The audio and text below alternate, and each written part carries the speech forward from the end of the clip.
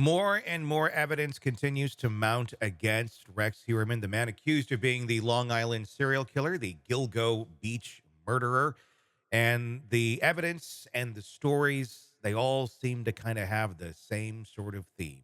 Sex worker somehow gets involved, seeing him, meeting him, either survives or dies. The ones that have survived, some of them are coming out and telling their stories of interaction, and it's never pretty. We have the Taylor, who was a bottle girl at a nightclub, having to interact with him at a home that she was brought back to, and ended up pulling a taser out, trying to get away from him. This was back in 2010. And then we go back to 1994, the story of Mary Poe, who suddenly was shocked to hear a gunshot go off in the car and didn't realize till she escaped that she had been struck in the back of the neck by a bullet from Rex Heuermann. She could have easily been another victim of his. Joining us to discuss this, Shavaun Scott, psychotherapist and author. I mean, a lot of this seems very par for the course for what we know about Rex Heuermann.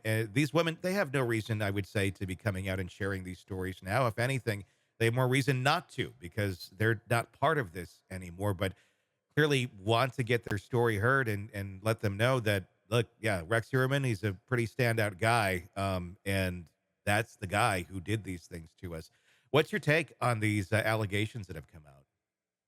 As you say, it fits a pattern, Yeah. vulnerable women, sex workers, very unlikely to go to law enforcement when things like this happen, because we would think if this was all going on for so many years, how in the world did he get away with Hmm. it? But again, I think the vulnerable women are less apt to report, and that's horrifying, absolutely horrifying. Yeah, it's easy to understand the people who were killed. Obviously, that didn't go to law enforcement because they weren't around anymore. And then people involved in that circle not going to go to law enforcement and say, "Hey, so and so was murdered," because again, the tension then goes on to their deeds, and nobody wants to get in trouble for that. But some of these, yeah, they survived. They got away from it. But is that it? It was the stigma. It was the, well, if I do say anything, I'm going to get charges thrown at me, not related to Rex Heuermann, but just because of the life that I'm leading and what's going on. Is that why this culture is so violent and so just horrible for individuals, and why things like this can happen, and why so many women just simply go missing and no one knows anymore, because it's a culture of, you're not going to snitch, you're not going to say anything, and Yeah. understandably so. Yeah, it is understandable. And so many of these women, I think the ones that go missing, their families have basically written them off Hmm. and, just sort of cut the ties. And we don't know how many more victims there may be out there. It's just, yeah, another Yeah. one of these awful, awful stories. We've also been hearing about Rex Heuermann getting counseling in prison for his depression. He says he very much misses his wife and his life and all of that. I guess it could be a bit of a testament to that it's not a guy. In some ways, it is as broken as our system is. It's like, oh, well, we have resources to give Rex Heuermann counseling in Mhm, jail. mhm. There's plenty of people on the outside who would love counseling and don't have the resources to do it. So in one way, you're like, oh, well, that's good that they're offering that. And another, it's like, well, this is kind of messed up the way we prioritize this. What's your thoughts on that? Mhm. And as far as what sort of counseling is going to be beneficial for Rex Heuermann, if anything, right now? Yeah, I was trying to think, what would the treatment plan be Yeah. here for Rex? It's probably minimal and it's probably very superficial. If I were in that setting, the treatment plan would be nothing other than let this guy talk and vent, Hmm. which if he's in isolation, as he is, that's very stressful for anybody, Hmm. including serial killers. It's stressful to be Sure. in isolation. And so just that, if it's 30 minutes of human contact, a high profile case, they probably don't want to look like, they're being unfair or unkind to him. And most prisons, if not all, certainly the ones I'm familiar with, do have psychiatrists on staff who Hmm. primarily just prescribe medication. Yeah. And that's basically to keep people calm and keep them from, increasingly maybe psychotic or violent behavior.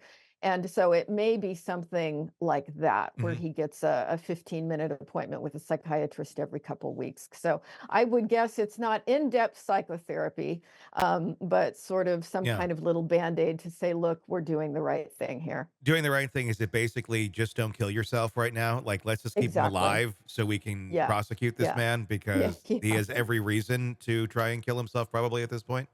Yeah, yeah, yeah, and no doubt an interesting case for the person who's talking with him, Yeah. trying to go, okay, what's the truth here? And I doubt he's confessing. I doubt Yeah. there's, as I say, no deep work going on.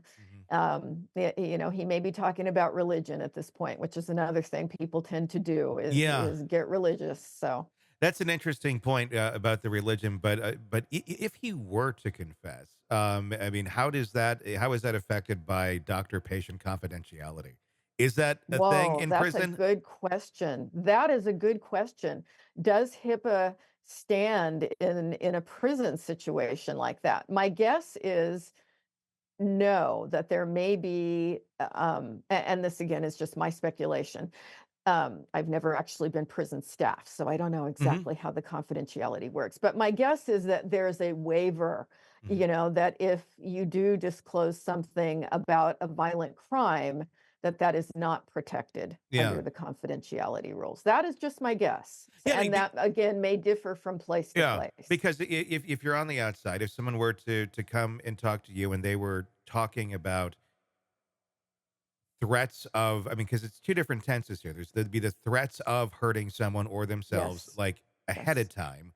That's mandatory. You have to report that. That Yes. something has to be. But what about after? If somebody comes to you on the outside, they're not, and they haven't been caught or charged with anything, and says, "I killed somebody," or "I killed." Rex Heuermann's coming to you as a patient, and admits all these things to you. Would you do you can you report that, or is that violating HIPAA at that point? If it's it's after the crimes were committed and someone's Yeah, how I would look at that is that this person is at risk for doing it again. okay, Therefore, it would not be protected by HIPAA. okay, And that's often the case with child molest cases mhm, where someone will come in and confess, yes, if they were saying, I'm thinking about molesting a child, report. yeah, If they came in saying, I molested a child in the past, mhm. but they're not currently molesting a child, they're still at risk Oh, for sure, yeah, future molestation, so I would report. okay. I was curious how that all Yeah, logistically it's works. a So, good yeah, question, so it's a good yeah, question. yeah, The so confidentiality thing and crime is very tricky. yeah, But for something like, yeah, I embezzled money from a former employer, yeah, not reportable. mhm, but when it comes to life, that's where Yes. the Harming people, yep. very interesting.